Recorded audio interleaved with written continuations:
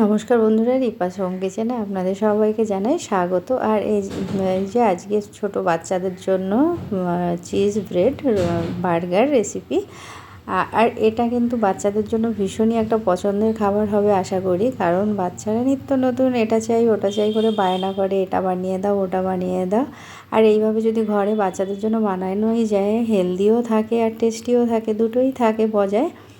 তো তার জন্য আমি বানানোর জন্য নিয়ে নিয়েছি এখানে দুটো সিদ্ধ আলু নিয়ে, এবারে আলুটাকে ভালো করে ম্যাশ করে নেব। নিয়ে এবারে এর ভিতরে বাকি মশলাগুলো অ্যাড করব। তার জন্য দিয়ে দেবো এখানে পেঁয়াজ কুচি সামান্য, আর দিয়ে দিচ্ছি ক্যাপসিকাম কুচি। এখানে চাইলে আপনারা লাল বা হলুদ যে ক্যাপসিকামগুলো হয় সেগুলোও দিতে পারেন। আর দিয়ে দেবো টমেটো কুচি, দিয়ে এবারে দিয়ে দেবো গাজর। এইটা দিয়ে এবারে ভালো করে মেখে নেব। ভালো করে মেখে নিতে হবে যেন সবজি আর আলুটা সুন্দরভাবে মাখা হয়ে যায়। তো এখানে কিন্তু আমার মাখা কমপ্লিট হয়ে গেছে, সুন্দর করে মেখে নিয়েছি। এবারে আমি এর ভিতরে একে একে শুকনো মশলা যেগুলো আছে সেগুলো একটু অ্যাড করব।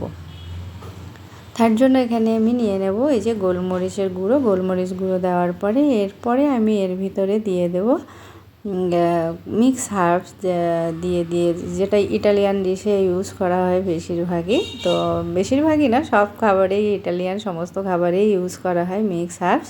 এবারে দিয়ে দিচ্ছি মিক্স হার্বসটা, দিয়ে এবারে আমি এর ভিতরে দিয়ে দেবো। আর এখানে কিন্তু আমি কোনো কাঁচা লঙ্কা ইউজ করছি না, যেহেতু ছোটো বাচ্চা খাবে সেই কারণে দিয়ে দিয়েছি একটু কাশ্মীরি লঙ্কার গুঁড়ো। আর যদি বড়দের জন্য তৈরি হয় অবশ্যই কাঁচা লঙ্কা অ্যাড করতে পারবেন। আর দিয়ে দেবো পরিমাণ মতো লবণটা দিয়ে এবারে আমি আবারও মাখাটাকে সুন্দর করে আলু মাখাটাকে মেখে নেব, একদম আলু ভর্তার মতন সুন্দর করে মেখে নেব। এখানে কিন্তু আলুটা পুরো রেডি হয়ে গেছে। এবারে আমি এটাকে সরিয়ে রেখে বাকি একটা সস বানিয়ে নেব। তার জন্য নিয়ে নিয়েছি এখানে একটা বাটি, আর এই বাটির ভিতরে নিয়ে নেব এখানে টমেটো সস নিয়ে নেব 3 চামচ। 3 চামচ টমেটো সস নিয়ে এবারে আমি এর ভিতরে দিয়ে দেব শেজওয়ান সস 1 চামচ। যেহেতু এটা ঝাল ঝাল হয় শেজওয়ান সসটা, তো এটা দিয়ে দেবো। আর যদি শেজওয়ান সস নাও থাকে বাড়িতে কোনো সমস্যা নেই, শুধু টমেটো সস দিয়ে করলেও হবে।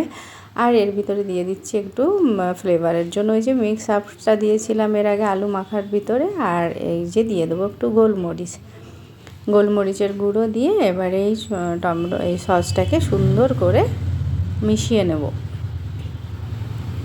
মিশিয়ে নিয়ে এবারে আমি ওই সসটাকে সাইডে রেখে দেবো। এবারে নিয়ে চলে এলাম ব্রেডগুলোকে এবারে একে একে একটু শেপ দিয়ে কেটে নেব। যেহেতু বার্গার, তো বার্গারের জন্য গোল গোল শেপ তো চাই। তো তার জন্য নিয়ে নিয়েছি একটা ব্রেডের সাইজের একটা গ্লাসটা দিয়ে এবারে চেপে চেপে এই যে বার্গারের মতো শেপটা তৈরি করে নিলাম গোল গোল ব্রেডগুলো।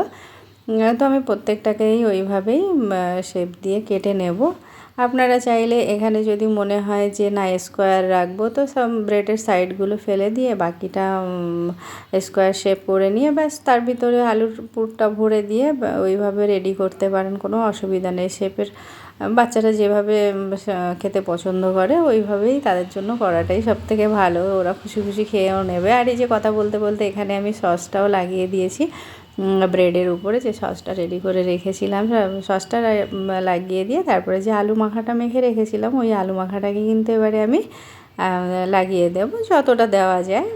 আলু একটু কম বেশি বা সেটা আপনারা আপনাদের মতন করে দিয়ে দেবেন আলু মাখাটা দিয়ে। এবারে আমি প্রত্যেকটা ব্রেড রেডি করে নেব। আর এই যে ব্রেডের উপরেও কিন্তু উপরে যে পার্টটা দিয়ে আমি ঢাকা দেবো সেটাতেও কিন্তু আমি সসটা লাগিয়ে নেব। আর এই যে আলু মাখাটাও কিন্তু দুটো ব্রেডেই দিয়ে দিয়েছি, দুটো ব্রেডগুলো কিন্তু পুরো রেডি হয়ে গেছে। এবারে আমি আর একটা প্লেট নিয়ে নিয়েছি, আর তার মধ্যে যে আমুলের চিজ কিউবগুলো থাকে ওটা নিয়েছি। আপনাদের কাছে যদি স্লাইস থাকে অবশ্যই স্লাইসটাও দিতে পারেন, কোনো অসুবিধা নেই। আমার কাছে এই চিজ কিউবগুলো ছিল, এগুলোই আমি ইউজ করব। তো এখানে গ্রেট করে নিলাম চিজ কিউব। আর এইদিকে ততক্ষণে আমি একটু তাওয়াটা গরম করে নিই, ওইদিকে রেডি করতে করতে তাওয়াটাও গরম হয়ে যাবে। তো এখানে আমি এবারে উপরে আলু মাখাটার উপরে এবারে ভরে চিজ দিয়ে দেব। বেশি চিজ দিলে টেস্টি হয় খেতে, তো বাচ্চাদের ভীষণ পছন্দ। যেসব বাচ্চারা চিজ পছন্দ করে না তাদের জন্য এমনি ওইভাবেই চিজ ছাড়া করে দিলেও বাচ্চারা খুব সুন্দরভাবে খেয়ে নেবে। আর বাচ্চাদের ভীষণই ভালো লাগে এইসব খাবার। তো এবারে ওটা তাওয়াটা গরম হয়ে গেছে। গরম হয়ে গেলে পরে এবারে আমি একটুখানি বাটার দিয়ে ভালো করে তাওয়াটাকে মাখিয়ে নেব। তাওয়াটা মাখিয়ে নিয়ে এবারে আমি একদম আঁচটাকে কিন্তু কমিয়ে দেবো, একদম কম আঁচে কিন্তু আমি এই ব্রেডগুলোকে সেঁকে নেব। একটু ঢাকা দিয়ে দেবো যাতে তাড়াতাড়ি করে হয়ে যায়, বা ক্যাপসিকাম এগুলো একটু হালকা সিদ্ধ হয়ে যায়। তো এখানে আমি কিন্তু ব্রেডগুলোকে ঘুরিয়ে দিলাম। একটু লেট হয়ে গেছিলো তাই ব্রেডটা একটু ধরে গেছে, তো কোনো সমস্যা নেই। তারপরে এবারে আমি ব্রেডগুলোকে আর একটু বাটার দিয়ে আর একটুখানি 1 মিনিট মতো ঢেকে দিয়ে রেখে এবারে ব্রেডগুলোকে নামিয়ে নেবো। এইভাবে কিন্তু আমাকে মেয়ে এসে বলে গেছে যে মা আমাকে না স্কোয়ারও করে দেবে। আমি ঠিক আছে, কোনো সমস্যা নেই। 2টো রাউন্ড করলাম, তো 2টো বার্গার শেপ করলাম, তো 2টো ব্রেডের মতনই সাইজ শেপ করে দেবো। তো এখানে কিন্তু রেডি চিজ ব্রেড বার্গার কিন্তু একদম রেডি। তো রেসিপিটা দেখার জন্য আপনাদেরকে অনেক অনেক ধন্যবাদ।